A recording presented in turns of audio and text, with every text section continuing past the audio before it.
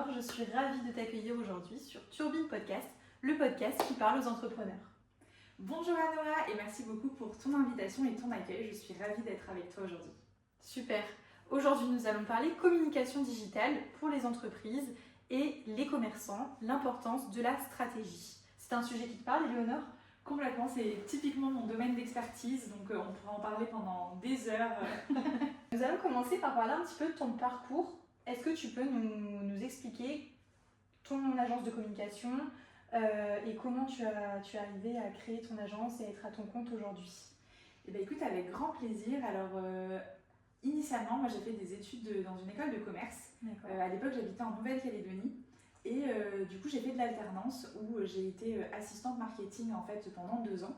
Et c'est un job qui m'a vraiment plu, épanoui. Et en fait, tout naturellement, j'ai continué mon parcours dans le domaine du marketing. Donc j'ai rejoint après, j'ai travaillé dans la grande distribution en tant que chef de produit marketing, donc autour des stratégies, des analyses marketing, etc. Ensuite, j'ai rejoint un groupe d'assurance où j'ai travaillé pendant 3 ans sur tout le territoire de la Polynésie française, de la Nouvelle-Calédonie et de Wallis-et-Futuna, où à ce moment-là, j'étais vraiment sur la partie marketing et communication pour toutes les filiales de ce grand groupe. Et ensuite, je me suis vraiment consacrée au marketing digital, parce que le digital, à ce moment-là, me parlait déjà beaucoup. Et j'avais envie de vraiment me concentrer sur la partie digitale du marketing et de la communication. Et à ce moment-là, j'ai rejoint un groupe de téléphonie mobile en Nouvelle-Calédonie. Et c'est vrai que c'est une expérience où au début ça s'est très bien passé, mais en fait au fur et à mesure je me suis rendu compte que l'environnement dans lequel j'exerçais mon métier ne me correspondait pas du tout. Et là, grosse prise de conscience, introspection, etc. Et c'est à ce moment-là que j'ai décidé de me lancer à mon compte. Donc c'était en fin 2019, début 2020. Donc ça fait déjà 5 ans. Et à ce moment-là, je me suis dit, j'ai travaillé avec toutes les agences de communication du territoire. Je vais créer en fait l'agence de communication avec laquelle moi j'aurais adoré travailler. Et c'est comme ça que j'ai créé Authentique Communication avec les valeurs qui me tiennent à cœur, sur des domaines d'activité qui me tiennent à cœur. Et du coup aujourd'hui, donc ça fait 5 ans que j'accompagne les entreprises, les professionnels à développer leur visibilité en ligne à travers une communication un peu plus authentique, un peu plus humaine. Et ça passe par la définition d'une stratégie de communication, par la création de contenu sur les réseaux sociaux, par la conception de campagnes publicitaires, la création de sites internet, mais aussi toute la partie coaching et formation, qui est une de mes deuxièmes casquettes, où là je vais accompagner plutôt des solopreneurs, des entrepreneurs qui sont souvent des petites équipes ou des personnes qui sont toutes seules à leur compte, pour qu'elles prennent en main leur communication digitale avec les bonnes méthodes, les bonnes pratiques, les bons outils, et qu'elles réussissent à en fait gérer elles-mêmes leur communication, mais de la bonne façon et en étant plus efficaces et plus productifs. Ok, donc finalement tu les accompagnes de A à Z. Complètement. Ok.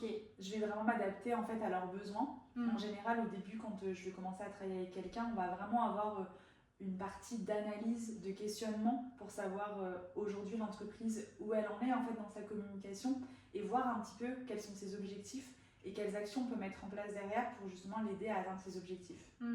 Ok. Et tu travailles toute seule dans ton agence ?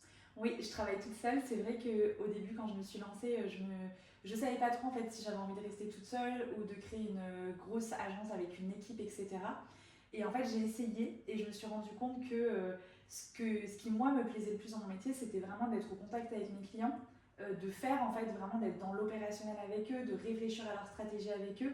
Et je me suis rendu compte que si je créais une agence avec une équipe, etc. derrière, c'était plus du management que j'allais faire. Donc j'ai essayé, je me suis rendu compte que ça ne me convenait pas.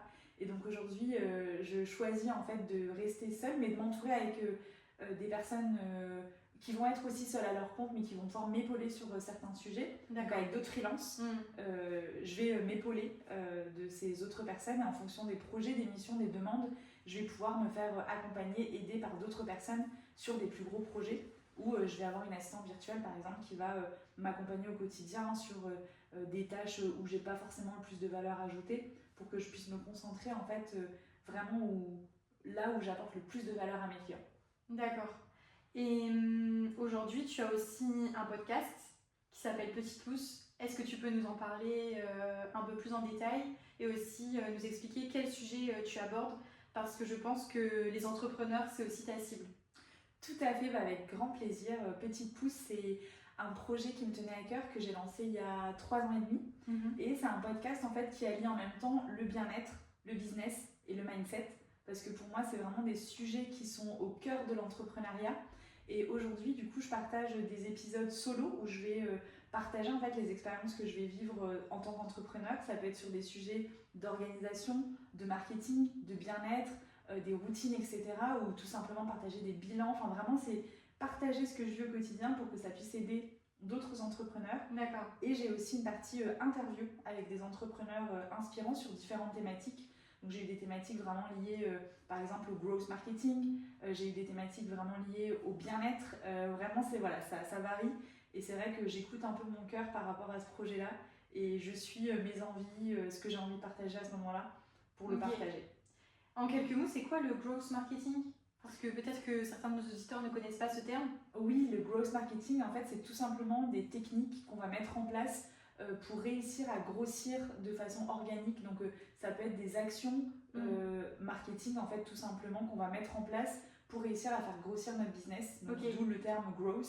D'accord. Et souvent, ça va être un peu des techniques pirates où on va passer par des... En fait, pas forcément par les chemins que tout le monde utilise et voilà, trouver des techniques un petit peu... différentes pour atteindre des objectifs. Ok, et aujourd'hui, tu as un lien avec La Turbine, tu fais partie du club des entrepreneurs, je crois, c'est ça ? Oui, tout à fait. Alors, j'ai un lien assez fort avec La Turbine. Donc, moi, je suis arrivée à Dunkerque il y a un an, début 2024. C'est tout récent encore. Donc, c'est tout récent encore. Et c'est vrai qu'en arrivant à Dunkerque, j'avais envie de m'entourer d'autres entrepreneurs. Et tout naturellement, forcément, je suis allée voir La Turbine.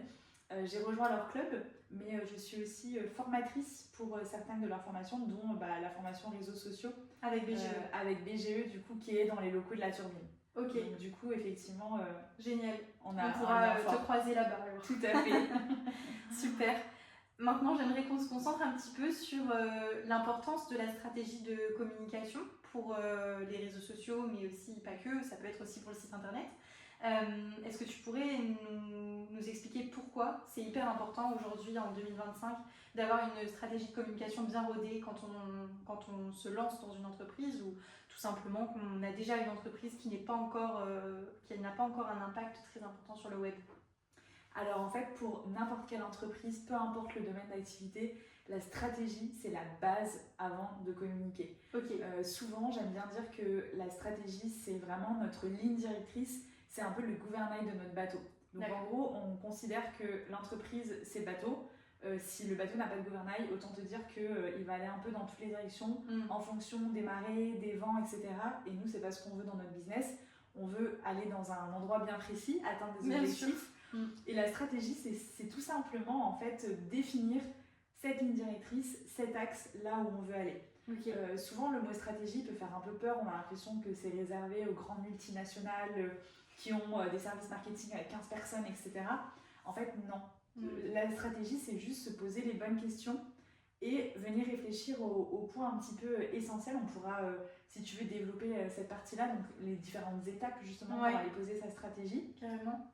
Mais c'est important parce qu'en fait, si on ne pose pas de stratégie, on va mettre en place des actions, mais qui n'iront pas forcément dans le sens de nos objectifs. D'accord. Donc, poser une stratégie, c'est juste se poser les bonnes questions pour mettre en place les actions qui vont être pertinentes par rapport aux objectifs qu'on va atteindre, aux clients qu'on veut toucher, etc. etc. Ok, et quelle est la phase numéro 1 pour créer sa stratégie digitale ? Oui, tout à fait. Alors la phase numéro 1, déjà, c'est de faire tout simplement un état des lieux de où est-ce qu'on est aujourd'hui. Donc de réfléchir un petit peu, ok, est-ce que mon entreprise, elle est... elle fonctionne depuis plusieurs années. Est-ce que je viens de me lancer et du coup, c'est un commerce qui est tout récent et à ce moment-là, j'ai besoin peut-être de mettre en place des actions différentes. Première étape, c'est tout simplement, on fait un état des lieux de où est-ce que je suis aujourd'hui. Comment est-ce que je communique ? Est-ce que du coup cette communication elle est efficace ou pas ? Qu'est-ce qui me rapporte finalement le plus de clients ? De vraiment faire un état des lieux de comment je communique aujourd'hui, qu'est-ce qui est important et qui me rapporte le plus de clients, qu'est-ce qui au contraire je ne fais pas forcément et que peut-être je pourrais développer plus. Okay. C'est la première étape, c'est vraiment poser la base, notre contexte. Donc qui je suis, qu'est-ce que je fais, depuis combien de temps, qui sont mes différents clients, etc. C'est première étape. Ok. Continue. Deuxième étape. On est intéressé. La deuxième étape, ça va être, justement, je te parlais d'objectifs, ça va être justement de définir nos objectifs. Donc encore une fois, on prend nos différents exemples d'entreprise. Si on a une entreprise qui fonctionne bien depuis plusieurs années, mais peut-être qui se rend compte que le chiffre d'affaires est en train de baisser ou de stagner, peut-être que son objectif, ça va être d'aller toucher des nouveaux clients. Parce qu'on se rend compte que les clients actuels, peut-être, ont tendance à partir ou à être moins fidèles. Si mon entreprise, elle vient de se lancer, et que du coup, je suis une société toute jeune qui vient d'arriver sur le marché, mon objectif, ça va être de me faire connaître. Donc là, je ne vais pas mettre en place les mêmes actions. Donc là, mon objectif, ce sera plutôt de la visibilité, de la notoriété. Si j'ai une entreprise en ligne ou une entreprise physique, mon objectif ne sera pas le même non plus. Si j'ai une entreprise physique, mon objectif, ça va être de faire venir du monde dans ma boutique. Alors que si j'ai une entreprise en ligne, mon objectif, ça va être de faire venir des gens sur mon site internet où je vais vendre mes produits, par exemple. Tout à fait. Donc de définir ses objectifs, c'est la deuxième étape. Et ce qui est important, c'est de ne pas se fixer trop d'objectifs en même temps. Donc moi, en général, je dis à mes clients 2-3 objectifs maximum, c'est très bien. Et ensuite, c'est de réfléchir à des objectifs qui vont être SMART. Donc en général, les gens connaissent cet acronyme. C'est un objectif qui va être spécifique, qui va être mesurable, qui va être atteignable, qui va être réaliste et qui va être temporel, c'est-à-dire qu'on va fixer une date à laquelle on devra atteindre cet objectif. D'accord.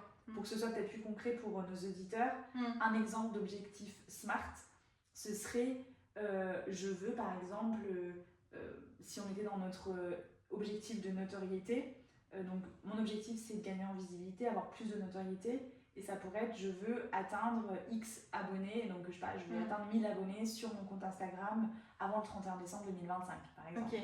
Ça, c'est SMART parce que c'est spécifique, c'est mesurable, c'est atteignable parce que, bon, j'ai 10 000, mais bon, en fonction de là où on est actuellement, on va peut-être pas aller trop loin non plus, j'ai pas dit 10 000, par exemple. Et j'ai donné une date, ça serait bien, mais atteignable et réaliste. Carrément. Donc, on vaut mieux y aller step by step et se dire, ok, j'atteins cet objectif de 1000 et quand je l'aurai atteint, peut-être que je me fixerai 2000, puis 3000, puis 4000, etc. Mais si je suis à 0 et que je me dis tout de suite je veux 10 000, impossible. C'est trop loin. Enfin, pas impossible, mais... Mon cerveau il va bugger et je vais pas me rendre compte que c'est possible parce que je suis trop loin du résultat. Carrément. Ok. Troisième étape, du coup. Continuons. On continue. Troisième étape, ça va être de réfléchir à qui sont mes clients. Donc là, on va vraiment réfléchir à nos clients comme si c'était des vraies personnes, parce que nos clients sont des vraies personnes d'ailleurs. Mais l'idée, c'est vraiment de se dire, ok, mes clients principaux, où est-ce qu'ils sont, dans quelle zone géographique. Donc encore une fois, si j'ai une boutique physique, ma zone géographique, ça va être peut-être les gens qui sont 10 km, 20 km aux alentours. Est-ce que ce sont plutôt des hommes ou des femmes en général? Donc, je sais pas si j'ai une boutique de lingerie par exemple, clairement, c'est pas les hommes que je cible, ou peut-être sur la Saint-Valentin pour qu'ils viennent acheter des cadeaux pour leur femme. Mais sinon, je sais que c'est plutôt des femmes que je vais cibler. Est-ce qu'il y a une certaine tranche d'âge? Donc encore une fois, si j'ai une boutique qui vend des produits pour les enfants, ma tranche d'âge, ce sera les parents qui ont entre 30 et 40 ans ou 25 et 40 ans, parce qu'on sait que c'est dans cette tranche d'âge que les gens ont des enfants en général.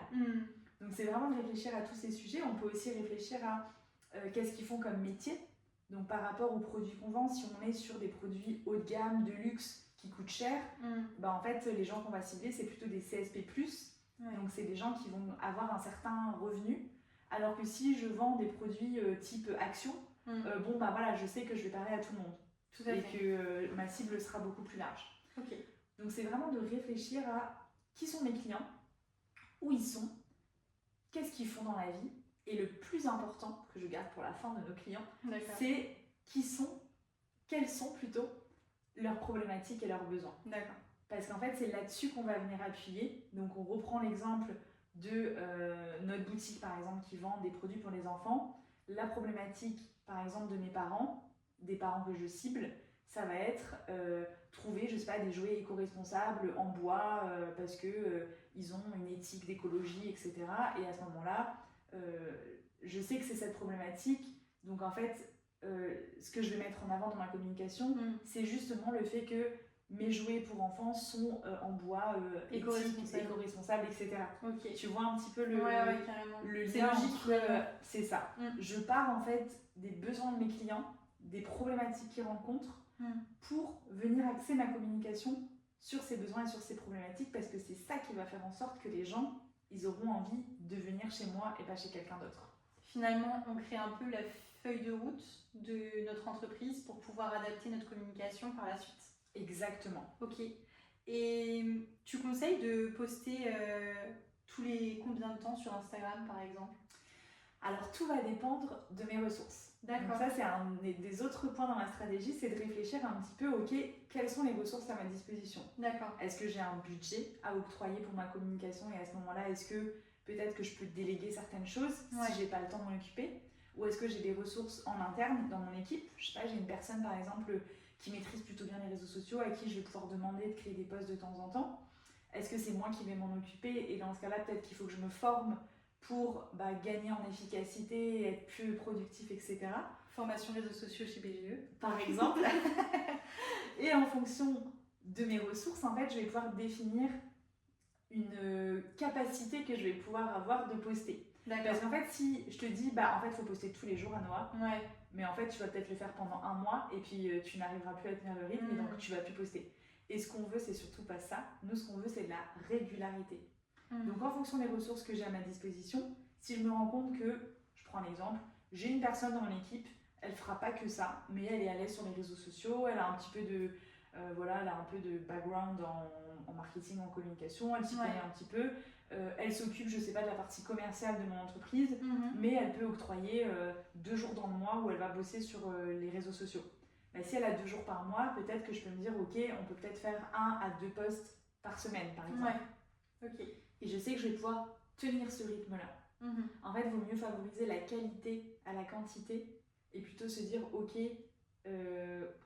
en fonction de ma capacité, en fait, qu'est-ce que je peux tenir sur la durée?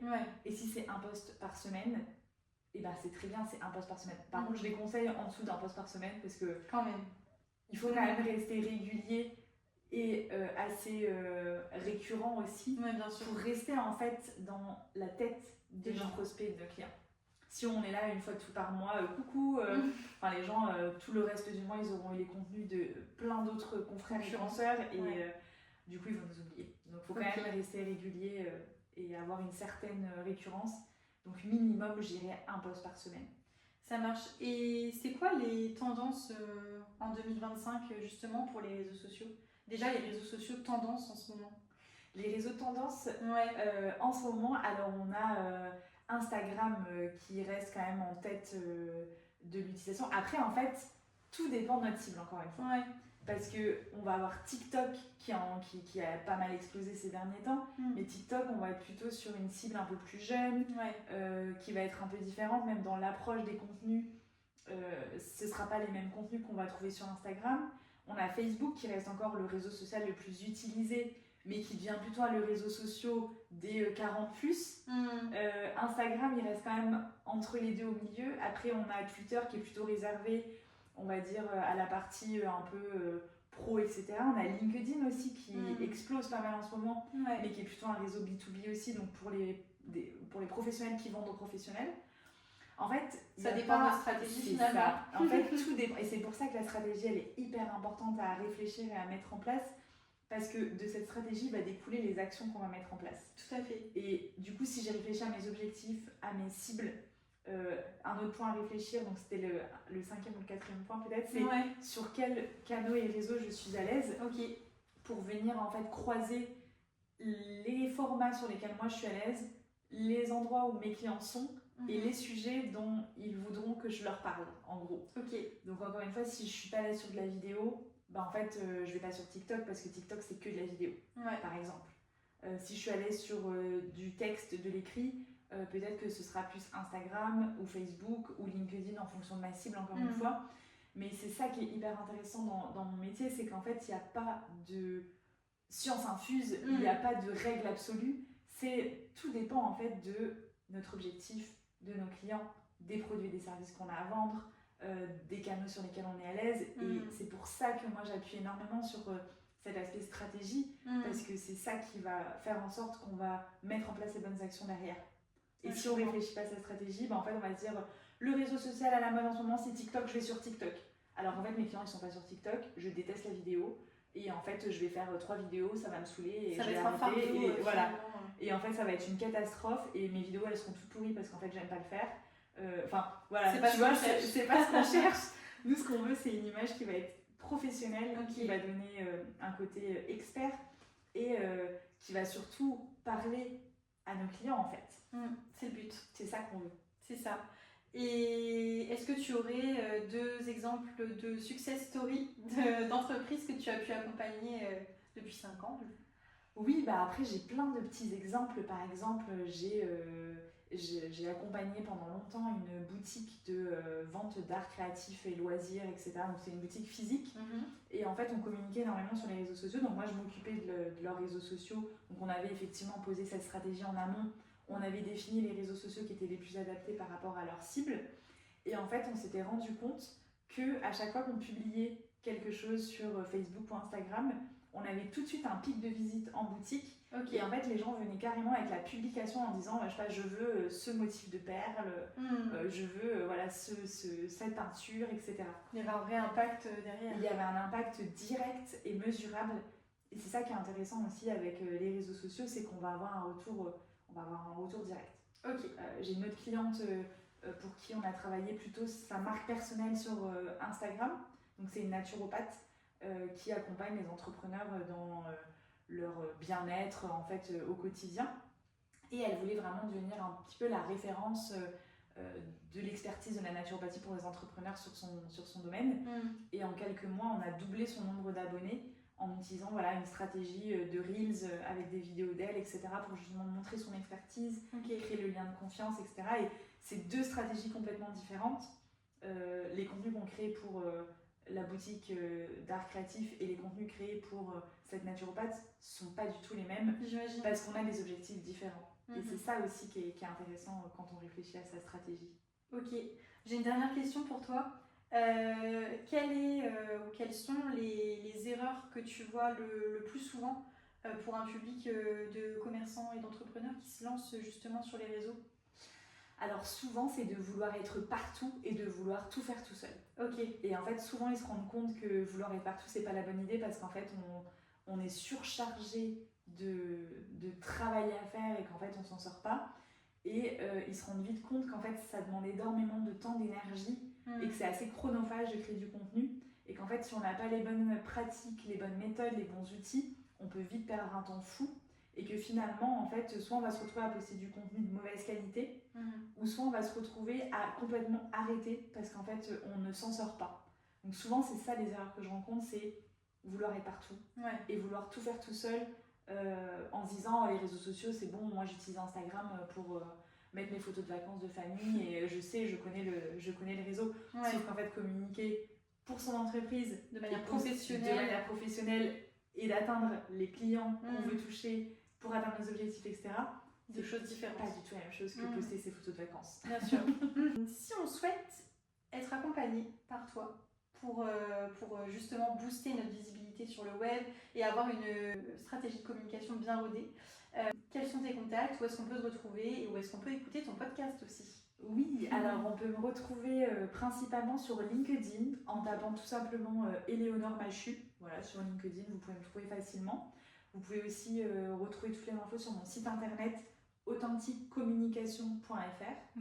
Et mon podcast tout simplement en tapant Petit Pouce sur toutes les plateformes d'écoute, Spotify, Deezer, Apple Podcasts, etc. On tape Petit Pouce et on trouvera facilement le podcast et avec plaisir pour accompagner des entrepreneurs ou pour vous faire découvrir mon univers du podcast en plus de celui-ci.